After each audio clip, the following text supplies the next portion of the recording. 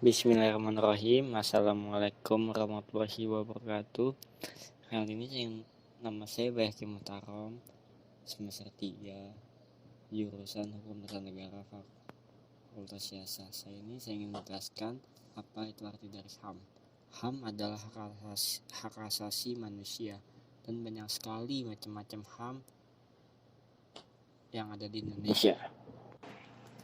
Yang pertama tentang pasal 28B mengatur tentang hak berkeluarga.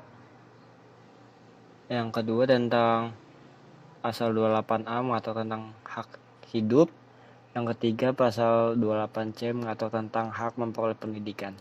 Yang keempat pasal 28D mengatur tentang kebebasan beragama. Yang kelima pasal 28E mengatur tentang kebebasan beragama.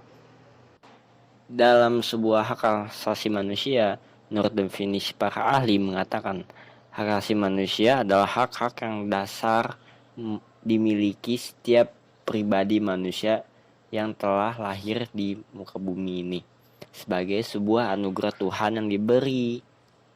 Sedangkan menurut Perserikatan Bangsa-Bangsa PBB adalah hak yang melekat dengan kemanusiaan kita sendiri, yang tanpa hak itu kita mustahil hidup sebagai manusia secara umum.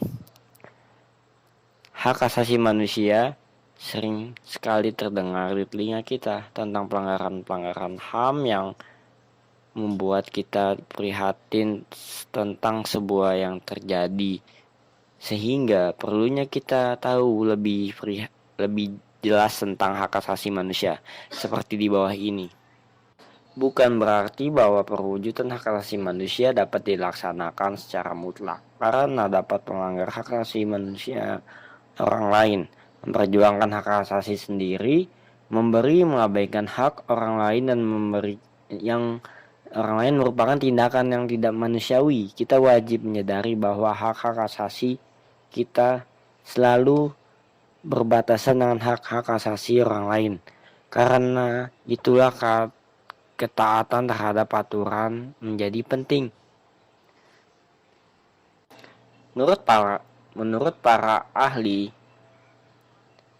yang pertama, Austin Wright, HAM adalah ruang kebebasan individu yang dirumuskan secara jelas dalam konstitusi dan dijamin pelaksanaannya oleh pemerintah.